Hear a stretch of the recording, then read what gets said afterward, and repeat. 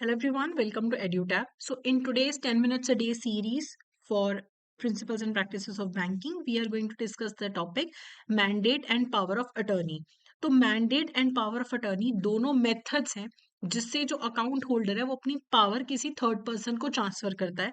तो सबसे पहले मैंडेट की बात करते हैं। मैंडेट एक तरीका है जिससे आप अथॉरिटी, अकाउंट होल्डर अथॉरिटी किसी थर्ड पर्सन को देता है कि तुम मेरे बिहाफ पे एक्ट कर लो। तो अगर मान लो कोई पर्सन टेम्परेरी पीरियड के लिए कहीं बाहर जा रहा है और वो चाहता है कि उसका काम ना रुके, पीछे से बैंक का काम चलता रहे, तो वो बैंक को एक मैंडेट फॉर्म फिल करके दे देगा जिसमें वो बैंक को बोल देगा कि मेरे बिहाफ पे मेरी एब्सेंस में ये पर्सन को अथॉरिटी है कि वो एक्ट कर सके। ठीक है, तो मैंडेट इशू कौन करता है? This is issued by the account holder to the bank कि ये पकड़ो मैंडेट फॉर्म, इसमें मैं इस पर्सन को मैंडेटी बना के जा रहा हूँ या मैंडेट होल्डर बना के जा रहा हूँ। मैंडेट फॉर्म को स्टैम्प करने की जरूरत नहीं होती है, टेम्परेरी पीरियड के लिए होता है ये जो मैंडेट दिया जाता है। और मैंडेट वैलिड होना कब बंद हो जाता है? जब जिसने मैंडेट दिया है अकाउंट होल्डर उसकी डेथ हो जाए, इंसैनिटी डिक्लेयर हो जाए या इंसॉल्वेंसी डिक्लेयर हो जाए अगर अकाउंट होल्डर की, तो फिर मैंडेट वहां से वैलिड होना सीज हो जाता है। और अकाउंट होल्डर चाहे वैसे भी कभी भी मैंडेट को विड्रॉ कर सकता है। तो अगर मैं आउट ऑफ स्टेशन जा रही हूँ, 3 महीने के लिए विदेश जा रही हूँ, हो सकता है कि मैं एक बी नाम के पर्सन को अपना मैंडेटी बना के चली जाऊं कि मेरे बिहाफ पे तुम एक्ट कर लेना। तो मैंडेट जो है वो पार्टनरशिप फर्म अगर देना चाहता है किसी पर्सन को, तो सारे पार्टनर्स मिल के देते हैं। अगर जॉइंट अकाउंट है 2-3 लोगों का, वो अगर किसी को अगर मैंडेट दे के जाना चाहते हैं तो वो उन्हें मिलके सबको फॉर्म पे साइन करना पड़ेगा, मैंडेट फॉर्म पे। इंडिविजुअल्स भी दे सकते हैं। जो इंस्टीट्यूशंस हैं, कंपनीज हैं, वो मैंडेट के थ्रू पावर नहीं ट्रांसफर कर सकते, उन्हें पावर ऑफ अटर्नी को यूज करना पड़ता है। तो मैंडेट होल्डर कर क्या सकता है और क्या लिमिटेशन है? तो देखो, जब मैंडेट होल्डर को मैंडेट मिलता है तो उसे अलग से अपनी चेकबुक और एटीएम भी दिया जाता है ताकि ट्रैक किया जा सके कि कौन सी ट्रांजेक्शन उसने करी है। ना ही वो अकाउंट ओपन क्लोज कर सकता है, कोई एनआरई अकाउंट, एनआरओ अकाउंट, इनको ओपन क्लोज नहीं कर सकता। अकाउंट होल्डर के अलावा वो किसी और को फंड्स रिपैट्रिएट नहीं कर सकता, गिफ्ट नहीं कर सकता। ज्यादातर लोकल पेमेंट्स के लिए वो चेक वगैरह इशू कर सकता है। और मैंडेट देने वाला जो पर्सन है वो लिमिट भी सेट कर सकता है कि ये पर्सन मेरी एब्सेंस में कितने तक की ट्रांजेक्शन कर सकता है। और मैंडेट होल्डर ना ही अकाउंट में personal details, name, address change नहीं कर सकता, ना ही अकाउंट को क्लोज कर सकता है। तो बहुत ही लिमिटेड पावर्स दी जाती हैं मैंडेटी को। अब बात करते हैं पावर ऑफ अटर्नी की। पावर ऑफ अटर्नी में जो पावर ऑफ अटर्नी देता है उसे डोनर या प्रिंसिपल बोला जाता है। जिसे पावर मिलती है वो डोनी या फिर एजेंट होता है। तो कंपनीज वगैरह जो होती हैं वो पावर ऑफ अटर्नी के थ्रू पावर ट्रांसफर करती हैं।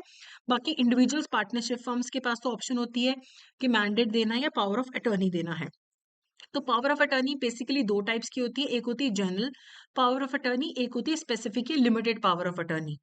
जब आप स्पेसिफिक या लिमिटेड पावर ऑफ अटर्नी देते हो तो आप किसी सिंगल स्पेसिफिक पर्पस के लिए या सिंगल ट्रांजेक्शन के लिए देते हो। जो जनरल या यूनिवर्सल पावर ऑफ अटर्नी होती है उसमें आप एक्सटेंसिव पावर्स ग्रांट करते हो। जैसे अगर एक कंपनी ने किसी को जनरल पावर ऑफ अटर्नी दे दी तो चेक साइन करना, स्टॉप पेमेंट ऑफ चेक करना, बोरोवल डॉक्यूमेंट्स पे साइन करना प्रिंसिपल के बिहाफ पे, ये सारी पावर्स होती हैं। और मैंडेट स्टैम्प्ड नहीं होता, पावर ऑफ अटर्नी का स्टैम्प होना जरूरी है। And it is executed in the presence of a notary public या मजिस्ट्रेट ऑफ द कोर्ट या फिर ऑफिशियल जो ऑथराइज हो। तो इसका स्टैंपिंग होना जरूरी है in the presence of an official authorised. और पावर ऑफ अटर्नी के थ्रू आप बहुत ज्यादा एक्सटेंसिव पावर्स दे सकते हो। ठीक है। So before continuing with the question regarding this topic, I would like to inform you कि हमारा जैप का मास्टर कोर्स लॉन्च हो चुका है।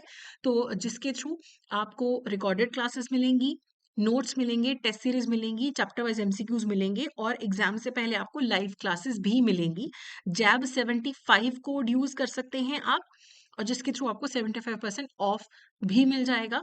सो इफ यू आर विलिंग कि आप एडवांस में प्रिपरेशन स्टार्ट करें और सारे पेपर्स एक ही बार में क्लियर करें, तो आप एक कोर्स में इनरोल कर सकते हैं। चलिए, अब इसके रिगार्डिंग एक एमसीक्यू देख लेते हैं टॉपिक के। Which of the following is correct about mandate and power of attorney? आप इसका आंसर मुझे कमेंट सेक्शन में देंगे।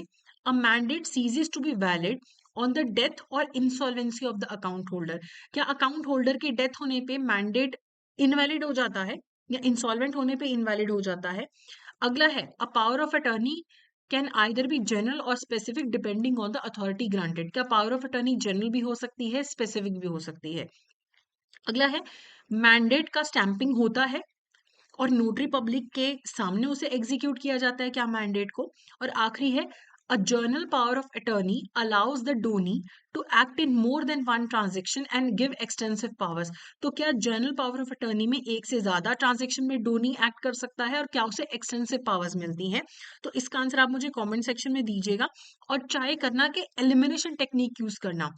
कोई ना कोई एक आध ऑप्शन ऐसा होता है जो हमें पता है कि गलत है, तो उसे उसके थ्रू आप एलिमिनेशन करने की कोशिश करिएगा। ठीक है, तो ये हमारा आज का सेशन था।